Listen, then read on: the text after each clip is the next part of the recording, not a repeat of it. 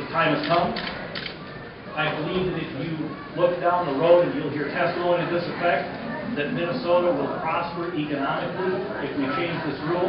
And let's remember here today, Mr. Chairman and members, we are not, through the legislature, going to make Minnesota an employee freedom right to work state. We are simply saying to the voters that this is an issue that is so deeply at the core of our economic freedom and our liberty that it's something that the people ought to decide.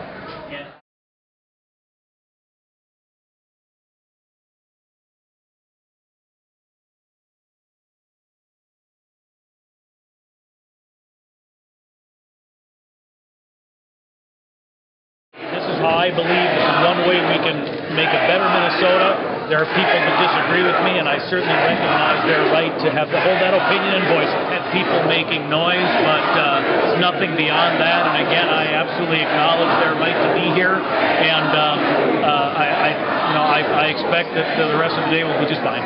My take on we passed a big hurdle today, and I believe that people are still thinking seriously about their positions, and I'm optimistic that we'll now move forward and do the best we can to make the arguments. But you know what? There's no guarantee I'll win. That's life. There's no guarantee we'll succeed. All I can do, Bill, is attempt to make the arguments and help people to understand what this is, those of the issues new to them. I'm a big believer in ideas. This is not about me as an individual. It's not about any one individual at all. It's about the idea, and I believe in the idea. As I can tell, people are just being noisy and voicing their opinions, and I believe that this is a representative government, and that ought to be allowed to go on, and I'm glad that it has gone on. And because the thing that I find, Tom and folks, is that we in America are very respectful of process, and if people are allowed to be heard and they get their say, then they can live with the result, whether they get their way or not. Frankly, I'm that way. I believe that I want the opportunity to make my arguments here and get it heard. We had the first phase of that today.